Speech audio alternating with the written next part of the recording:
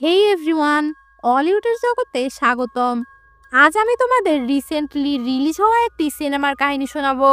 একজন ব্যক্তির জীবন 1 ঘন্টায় কিভাবে ওলটপালট হয়ে যেতে পারে, কিভাবে সে গোলকধাঁধায় পড়ে যায়, এটাই দেখবো আজকের গল্পে। ক্রেজি মুভিটা আসলেই অনেক ক্রেজি ছিল। মুভির নামের উচ্চারণ ক্রেজি হলেও বানান ভিন্ন, বানানে রয়েছে এক্সট্রা এক্স। তো দেরি না করে চলো যাওয়া যাক মুভির কাহিনীতে। অলিউড প্রেজেন্টিং ক্রেজি। মুভিটি রিলিজ হয় 2025 সালে। তো মুভির কাহিনী শুরু হয় ডাক্তার আভিমন্যু সুদ নামের একজন ডাক্তারকে নিয়ে, যিনি এক বড় হাসপাতালে ডাক্তার ছিলেন। মুভির শুরুতে দেখা যায় ডক্টর আভিমন্যু একটি বড় ব্যাগে প্রচুর টাকা নিয়ে কোথাও বেরিয়ে যাচ্ছেন। এই ব্যাগে 5 কোটি টাকা রয়েছে এবং তিনি এই টাকা কাউকে দেওয়ার জন্য নিয়ে যাচ্ছিলেন। গাড়ি চালানোর সময় তিনি একটা ফোন কল পান, যা হাসপাতালের মালিকের কাছ থেকে এসেছিল। ফোনে হাসপাতালের মালিক ডাক্তার আভিমন্যুকে জানায় যে তাদের কাছে বেশি সময় নেই। তাই আভিমন্যু হাসপাতাল মালিকের সঙ্গে কথা বলার পরে দ্রুত হাসপাতালে পৌঁছানোর জন্য বেরিয়ে পড়েন। এরপর আমরা জানতে পারি যে ডাক্তার আভিমন্যু একটা 12 বছর বয়সী রোগীর অপারেশন করতে গিয়ে রোগী মারা যাওয়ার জন্য দায়ী ছিলেন। এই রোগীকে অ্যাপেন্ডিক্সের সমস্যার কারণে হাসপাতালে ভর্তি করা হয়েছিল, কিন্তু তখন হাসপাতালে রোগীতে ভরা ছিল। হাসপাতালের মালিক বেশি টাকার লোভে তাকে ভর্তি করে নিয়েছিল এবং ডক্টর আভিমন্যুকে চাপ দেয় তার অপারেশন করতে, যাতে সেই রোগীর পরিবার থেকে অর্থ আদায় করতে পারে। কিন্তু ডক্টর আভিমন্যু তখন মাদকাসক্ত ছিলেন। অপারেশন করার সময় তিনি মাদক গ্রহণ করেছিলেন। এর ফলে অপারেশনটি সফল হয়নি এবং 12 বছর বয়সের ওই শিশুটির মৃত্যু ঘটে। শিশুর পরিবার যখন জানতে পারে যে ডক্টর আভিমন্যু মাদকাসক্ত অবস্থায় তাদের সন্তানের চিকিৎসা করছেন, তখন তারা তার বিরুদ্ধে মামলা করে। আদালত সিদ্ধান্ত দেয় যে ডক্টর আভিমন্যু ওই পরিবারকে 5 কোটি টাকা দেবে, তা না হলে তাকে জেল খাটতে হবে। তাই ডাক্তার আভিমন্যু আজ 5 কোটি টাকা নিয়ে হাসপাতালের দিকে যাচ্ছেন, যাতে তিনি ওই পরিবারকে টাকা বুঝিয়ে দিতে পারেন এবং মামলার নিষ্পত্তি করতে পারেন। ডাক্তার আভিমন্যু দ্রুত হাসপাতালে পৌঁছানোর চেষ্টা করছেন, কিন্তু তার উপর চাপ বেড়েই চলেছে। হাসপাতালের মালিক তাকে তাড়াতাড়ি আসার জন্য তাড়া দিচ্ছিল। হাসপাতালের মালিক চাইছিল যে খুব তাড়াতাড়ি ব্যাপারটার সমাধান করে ফেলতে। এদিকে ডক্টর আভিমন্যু যখন তার গাড়ি চালিয়ে হাসপাতালে যাচ্ছিলেন, তখন একটা অজানা নাম্বার থেকে তার কাছে ফোন আসে। ফোনে কিডন্যাপার তাকে জানায় যে তার 21 বছর বয়সী মেয়েকে সে কিডন্যাপ করেছে। তার মেয়ে বেদিকাকে মুক্ত করতে হলে 5 কোটি টাকা দিতে হবে। কিডন্যাপার জানায় যে টাকা কোথায় আর কখন দিতে হবে সেটা সে একটু পরে কল করে জানাবে। ডাক্তার আভিমন্যু এই খবর শুনে আতঙ্কিত হয়ে পড়ে, কিন্তু পরবর্তীতে সে ভাবে এটা হয়তো প্রাঙ্ক কল। কিন্তু তবুও সে দ্রুত তার স্ত্রীকে ফোন করে।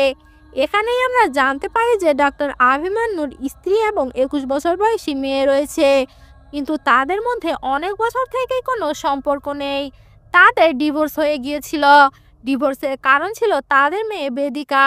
তার ডাউন সিনড্রোম নামের এক বিরল রোগ ছিল, অর্থাৎ তার মেয়ে প্রতিবন্ধী ছিল। ডাক্তার আভিমন্যুর মেয়ে বেদিকার ডাউন সিনড্রোমের কারণে তার শারীরিক ও মানসিক বিকাশ অন্য শিশুদের থেকে আলাদা। কিডন্যাপারের ফোন পেয়ে তিনি দ্রুত তার এক্স ওয়াইফকে কল করেন এবং মেয়ের অবস্থান জানতে চান, কিন্তু তার এক্স ওয়াইফ তার সাথে ঝগড়া শুরু করে দেয়। বলে, তুমি আজ মেয়ের খোঁজ নিতে এসেছো? তুমি তো তোমার মেয়ের প্রতি উদাসীন ছিলে। মূলত ডিভোর্সের কারণ ছিল ডক্টর আভিমন্যুর মেয়ের প্রতি ঘৃণা। অভিমন্যু বাচ্চাটা নষ্ট করে ফেলতে বলেছিল, কারণ মেয়েটা অস্বাভাবিক। এই জন্য সে এই বোঝাটা নিতে চায়নি। তাই তাদের সম্পর্ক আর টেকেনি। এক্স ওয়াইফের কথাগুলো শুনে অভিমন্যু হতাশ হয়ে পড়ে। তিনি দ্রুত জানতে চান যে বেদিকা কোথায় আছে। তার এক্স ওয়াইফ জানায় যে বেদিকা স্কুলে আছে, তিনি তাকে সকালে স্কুলে রেখে এসেছেন। এই কথা শুনে অভিমন্যু কিছুটা স্বস্তি পায়, কিন্তু কিডন্যাপারের কথাগুলো তার মনের মধ্যে ঘুরতে থাকে। এখন তিনি ভাবতে থাকেন ফোন যে করেছিল সে কি সত্যি বলছে নাকি মিথ্যা বলছে। কিন্তু তার মেয়ের নিরাপত্তা নিয়ে তিনি চিন্তায় পড়ে যান। হাসপাতালের দিকে তিনি রওনা হন, কিন্তু কিছুক্ষণ পর ডক্টর আভিমন্যু বুঝতে পারে যে কিডন্যাপার সত্যিই তার মেয়েকে অপহরণ করেছে, কারণ কিডন্যাপার তাকে ভিডিও কলে দেখায় যে তার মেয়ে বেদিকা দড়িতে বাঁধা অবস্থায় অচেতন হয়ে রয়েছে। এই দৃশ্য দেখে ডাক্তার আভিমন্যুর মনে আর কোনো সন্দেহ থাকে না যে তার মেয়ে নিশ্চিতই কিডন্যাপ হয়েছে। কিডন্যাপার তাকে জানায় যে তার কাছে মাত্র 1 ঘন্টা সময় আছে। 5 কোটি টাকা নিয়ে তাকে নির্দিষ্ট স্থানে পৌঁছাতে হবে, না হলে তার মেয়েকে আর জীবিত অবস্থায় ফেরত পাবে না। এখন ডক্টর অভিমন্যুর একটাই মাত্র লক্ষ্য, সেটা হচ্ছে তার মেয়েকে উদ্ধার করতে হবে। তিনি কিডন্যাপারের নির্দেশনা অনুযায়ী দ্রুত ব্যবস্থা নিতে শুরু করেন। তিনি ভাবেন কিভাবে এই বিপদ থেকে বেরিয়ে আসা যায় এবং কিভাবে তার মেয়েকে নিরাপদে ফিরিয়ে আনা যায়। অভিমন্যু এখন কঠিন পরিস্থিতির মুখোমুখি। এই 5 কোটি টাকা যদি সে মামলা নিষ্পত্তির জন্য ব্যবহার করে তাহলে তার মেয়ে মারা যাবে। এই দ্বিধায় পড়ে তিনি তার গার্লফ্রেন্ডকে ফোন করেন এবং 5 কোটি টাকার জন্য সাহায্য চান। তার গার্লফ্রেন্ড জানায় যে তার কাছে কোনো টাকাই নেই। অভিমন্যুর গার্লফ্রেন্ড তার মেয়ের অপহরণের ঘটনা বিস্তারিতভাবে শুনে বলে যে এটা একটা ফাঁদ, কারণ কিডন্যাপারের ফোন আসার সময়েই অভিমন্যু 5 কোটি টাকাই নিয়ে যাচ্ছিল। ঠিক একই পরিমাণ টাকা কিডন্যাপারও দাবি করেছে। অভিমন্যু এটা বলে যে তার কিডন্যাপারের কণ্ঠস্বর পরিচিত লেগেছে। তখন তার গার্লফ্রেন্ড মনে করিয়ে দেয় যে হতেই পারে সেই 12 বছরের ছেলের পরিবারের কাজ এটা, যার অপারেশনের সময় মৃত্যু হয়েছিল। সেই পরিবার হয়তো তার কাছ থেকে টাকাও চাইছে আর তার মেয়ের ক্ষতিও করতে চাইছে। এই নতুন তথ্য অভিমন্যুকে আরও বিভ্রান্ত করে তোলে। তিনি ভাবতে থাকেন যে হয়তো এটি একটি প্রতিশোধের পরিকল্পনা। অভিমন্যুর তার গার্লফ্রেন্ডের কথাগুলো শুনে তার মনে সন্দেহ জেগে ওঠে। হয়তো তিনি একটি মিথ্যা কিডন্যাপিং পরিকল্পনার ফাঁদে পা দিয়েছেন। তিনি দ্রুত তার ফোন খুলে গ্যালারিতে থাকা ছবিগুলো দেখতে শুরু করেন, কারণ তিনি মনে করছিলেন কিডন্যাপার যদি তার পরিচিত হয় তাহলে তার ছবি দেখে তিনি চিনে ফেলতে পারবেন। গ্যালারিতে তিনি তার মেয়ে বেদিকার ক্লাসমেটদের ছবি দেখেন, সেখানে তাদের শিক্ষকরাও ছিলেন। বেদিকার শিক্ষককে দেখে অভিমন্যুর মনে পড়ে যায় যে কিডন্যাপারের কণ্ঠস্বর তার শিক্ষকটির মতোই, যার নাম গুরুদত্ত প্রসাদ। যদিও শিক্ষকটি বেদিকার প্রতি খুব যত্নশীল ছিল, কিন্তু অভিমন্যু ভাবতে থাকে হয়তো এটা তার এক্স ওয়াইফের ষড়যন্ত্র। শিক্ষকটি এই কাজটি করছে তার এক্স ওয়াইফের সাথে মিলে। তারা হয়তো এই 5 কোটি টাকা হাতিয়ে নিতে চাইছে। এমন সময় অভিমন্যুর এক্স ওয়াইফের ফোন আসে এবং সে কাঁদতে কাঁদতে জানায় যে বেদিকা স্কুলে নেই এবং শিক্ষকদের কাছে তার সম্পর্কে কিছুই জানা যায়নি। এই খবর শুনে অভিমন্যুর মনে হয় যে তাদের মেয়ে সত্যি হয়তো কিডন্যাপ হয়েছে। তার এক্স ওয়াইফ তাকে দ্রুত কিডন্যাপারের কাছে যেতে বলে এবং বেদিকাকে উদ্ধার করার জন্য অনুরোধ করে। অভিমন্যু তার এক্স ওয়াইফকে জানায় যে সে জানে যে তাদের মেয়েকে কে কিডন্যাপ করেছে, আর সে হলো তারই এক শিক্ষক। অভিমন্যু এটাও বলে যে হয়তো তুমি এর সাথে জড়িত আছো, কিন্তু তার এক্স ওয়াইফ কাঁদতে কাঁদতে বলে যে সে কিছুই জানে না এবং যদি অভিমন্যু সাহায্য না করে তাহলে সে পুলিশের কাছে যাবে। পুলিশের নাম শুনে অভিমন্যু তাকে থামিয়ে দেয় আর বলে যে পুলিশকে জানালে কিডন্যাপার হয়তো তাকে মেরে ফেলতে পারে। অভিমন্যু তার এক্স ওয়াইফের সাথে কথা বলে বিশ্বাস করে নেয় আর ভাবতে থাকে যে হয়তো সেই শিক্ষকই নিজে থেকেই তার মেয়েকে কিডন্যাপ করেছে। এরপর তিনি সিদ্ধান্ত নেন যে তিনি সরাসরি শিক্ষকের দেওয়া লোকেশনে যাবেন। এরপর 5 কোটি টাকা নিয়ে মেয়েকে উদ্ধার করে আনবেন। তিনি 1 ঘন্টার টাইমার সেট করে নেন আর দ্রুত গাড়ি চালিয়ে বেরিয়ে পড়েন। দূরত্ব অনেক ছিল। অভিমন্যু গাড়ি চালিয়ে যাচ্ছিল অনেক স্পিডে। সে কোথাও দাঁড়ায় না, কিন্তু এরই মাঝে তার ফোন আসে হাসপাতাল থেকে। একটি রোগীর ইমার্জেন্সি অপারেশন করতে হবে, কিন্তু কোনো ডাক্তার অ্যাভেলেবল নেই। শেষ পর্যন্ত অভিমন্যু জুনিয়র ডাক্তারকে বলে তোমার আজ অপারেশনটা করতে হবে, না হলে সে মারা যাবে। অভিমন্যু বলে সে ভিডিও কলে থেকে তাকে গাইড করবে। জুনিয়র ডাক্তার সে এখনো কোনোদিনও অপারেশন করেনি। সে ওটিতে যায় এবং ভিডিও কল দেয় অভিমন্যুকে। তখন অভিমন্যু গাড়ির টায়ার চেঞ্জ করছিল। খারাপ রাস্তা দিয়ে গাড়ি চালানোর কারণে তার গাড়ির টায়ার পাংচার হয়ে গেছে। ফোন সামনে রেখে অভিমন্যু মুখে বলতে থাকে যে রোগীকে কিভাবে সার্জারিটা করতে হবে। ওইদিকে অপারেশন চলছে। ঠিক এরই মাঝে ফোন আসে। কিডন্যাপার বলে যে তার মেয়ের খিঁচুনি হচ্ছে, সে যেন তাড়াতাড়ি চলে আসে এখানে। অভিমন্যু বলে মেয়ের মুখে শক্ত কিছু দিয়ে আটকে রাখতে আর তাকে খোলা জায়গায় রাখতে, যাতে সে ঠিকমতো অক্সিজেন পায়।